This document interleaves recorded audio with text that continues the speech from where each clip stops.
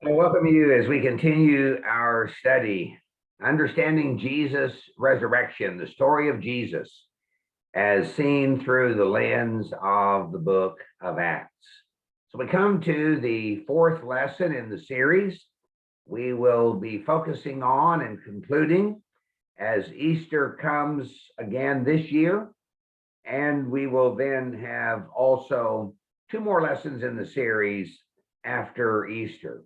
The Jesus story from the perspective of the book of Acts. What if we did not have the Gospels? What would we know about Jesus' resurrection if we depended only on the book of Acts and the letters? What insights could we gain? How would we see it differently? We're trying to study the book of Acts. We come today in this fourth lesson to a new theme. The story of Jesus is a story of forgiveness. This is a summary of what I have seen as I studied afresh the book of Acts. Many times we would affirm that we know these stories from the book of Acts. We know the content, but I also wonder sometimes if we really have heard and really understand. So I thank you for joining me on this journey, the Jesus story, we could say, through the eyes of the early church. Quick look over our shoulder by way of review, what we have already seen. The story of Jesus is a story of death and life. It is a death and life matter. It is a story that is to be told. And it is a story that is to be told to the most unlikely. The early church knew that the story of Jesus was a life and death matter. They proclaimed the message at the risk of their own lives. They understood the need for telling the story, and they were not selective in their evangelism. They told the story to the most unlikely. So in the early chapters of the book of Acts, we read about the story going to Jewish priests, to Samaritans, to the half-breeds, we could say, to the Gentiles, to those who were enemies of their cause. This summary reminds me that a study of the early chapters of the book of Acts is a study focused on the way the early Christians sought to obey Jesus' Great Commission. They were responding to and living out what we know as the Easter story, the Jesus story, the story of Jesus' resurrection. We come today to a fourth truth. The story of Jesus is a forgiveness story. Then there may be a better word, a word that is more modern, that would connect with our contemporary world, perhaps soften the impact, be a little less accusatory, help us feel better about ourselves. The power of the good news, I think, sometimes is best brought into focus by making clear that the story of this world without Jesus' resurrection is indeed bad news. The story of Jesus is a continuation of God's forgiveness story for the world, in a world where everyone needs forgiveness. I'm not sure how we can tell the gospel story, the story of Jesus, the Easter story, without proclaiming that the story of Jesus is a forgiveness story. Again, there may be other words, softer words. I think of words like redemption or reconciliation, related words and phrases that perhaps would be softer, but the message must not be forgotten. The greatest need that we have as human beings must not be overlooked. The Easter story is meaningless without an awareness of sin and separation from God. So the importance of the Jesus story depends on my understanding of the need for forgiveness. Indeed, the power of this story is made most visible when the good news is contrasted with the bad news. God's story is a story of forgiveness for the world. The idea of forgiveness. Why would I say that the early church saw the Jesus story as a story of forgiveness? Well, because of what I read in the book of Acts. In Acts 2:38, on the first sermon on the day of Pentecost, the first gospel sermon, that Peter preached. The conclusion, when he was asked what should be done, he said, repent and be baptized, every one of you, in the name of Jesus Christ for the forgiveness of your sins, and you will receive the gift of the Holy Spirit. In Acts chapter 5, verse 31, he affirms again, that is Peter, John, the apostles, and the proclamation is this: God exalted him to his own right hand as Prince and Savior, that he might bring to Israel repentance and forgiveness of sins.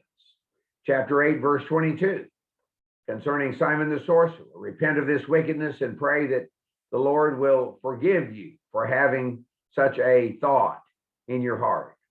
Or at the household of Cornelius in Acts chapter 10, all the prophets testify about him, that everyone who believes in him receives forgiveness of sins through his name. Acts chapter 13, verse 38, another example of a sermon. This is being preached in Antioch of Pisidia in the synagogue. Therefore, my friends, I want you to know that through Jesus, the forgiveness of sins is proclaimed to you. I would also say that the Jesus story is a story of forgiveness because it is a story of salvation. In Acts chapter 2, verse 21, everyone who calls on the name of the Lord will be saved. Later in the same chapter, with many other words, he warned them, pleading with them, save yourselves from this corrupt generation. The Lord was adding to their number daily those who were being saved. Last verse of the same chapter. Acts chapter 4, verse 12, salvation in no other name under heaven given by which we must be saved. Or Acts chapter 11, verse 14, what Cornelius was told, that by sending for Peter, that Peter would bring a message through which you and all your household will be saved. Excuse me. So we see it as a message of salvation. We continue through the book of Acts, Acts chapter 15 and verse 1. Certain people came down from Judea to Antioch, were teaching the believers, unless you're circumcised, according to the custom taught by Moses, you cannot be saved. The question is salvation. The message is salvation. The same chapter, no, we believe it is through the grace of God that we're saved, just as they are. Acts chapter 16, Paul in Philippi.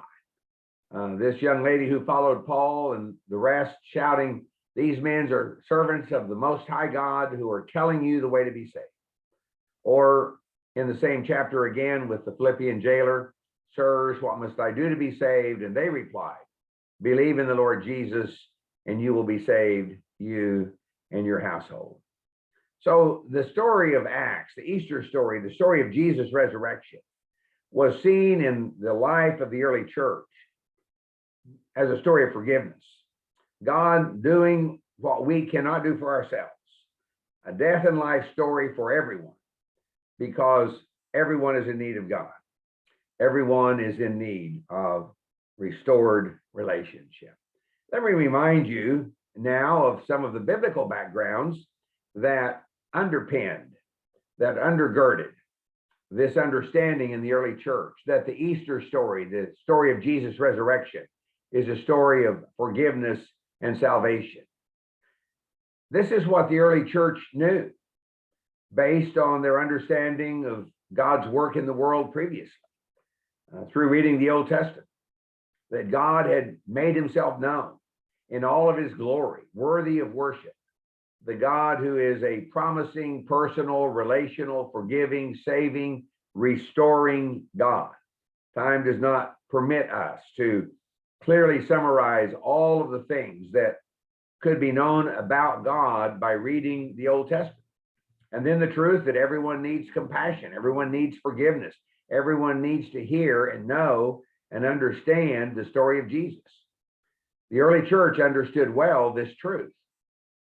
They understood God's desire and God's need to be worshiped, the desire that his human creation respect him, and his desire for the restoration of relationship through forgiveness, through dealing with the sin problem, so that we can respond and accept forgiveness in Jesus Christ.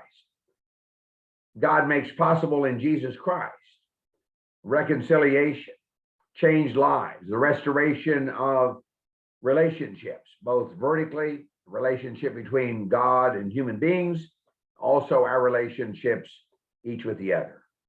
God's desire that we be transformed by this message, that we become imitators of Jesus Christ. When we tell the story of Jesus, we should be asking ourselves, do we help others see the importance of the message in the context of God's revelation of himself? My observation, we too often begin in the wrong place. We begin by establishing basic fundamental truths that make the story important to every people. Here's what I know as we conclude. No matter how well I live, how good I am, how much I do, how active I am in the church, in the things of God, I need the story of Jesus. I'm grateful for the story of Jesus. It is life-saving. It is relationship building. It orients me to the genuine meaning of life. I am seeking God so I can share him with others. I am forgiven to forgive. He saves, he keeps me saved. I seek the salvation of others. And God places me in a safe place, a place where he keeps all of his saved ones in the body of Christ. That is the church. That's not the subject of this particular series, but that's a biblical concept that is often misunderstood. We human beings have messed that up also in a major way. And I hope to spend some time focusing on what the Bible says about the nature of the church later this year, after we conclude our studies of God, the Jesus story, and what the Bible says about the Holy Spirit. Here's how I would like to conclude. Would like to say to you, my fondest hope for you, my dream, that the world might understand that the Jesus story is a story of forgiveness. It is a story wherein we find help and hope and home. Let's pray together, and I'll be back with a final word. Father, we're grateful for the power of the message of Jesus Christ. Help us to see its power to change our lives, that we might know life, that we might, with gratitude, share the story with others, even to those who are least likely to hear and accept. We're grateful for the forgiveness you have made possible in Jesus Christ. We're grateful that you continually accept us in the midst of our frailty and weakness, because our sins are forgiven continually by the blood of Jesus Christ. Help us to understand and to know and to appreciate. Thank you for the opportunity to approach your throne. In the name of Jesus, thank you for your word that tells us who you are and what it means for us to be followers of Jesus. Amen. Always grateful to be able to spend time together with you. This is the last study in the series before we come to Resurrection Sunday. Next week, Easter Sunday, as I record this series, we will be talking about how the Jesus story not only has changed the world, but continues to change everything. I pray that will be reality in your life. Looking forward to being with you next week as we continue our study. Until that time, may God richly bless you as you seek to serve him and to fulfill his will in your life. Until then, may God richly bless you.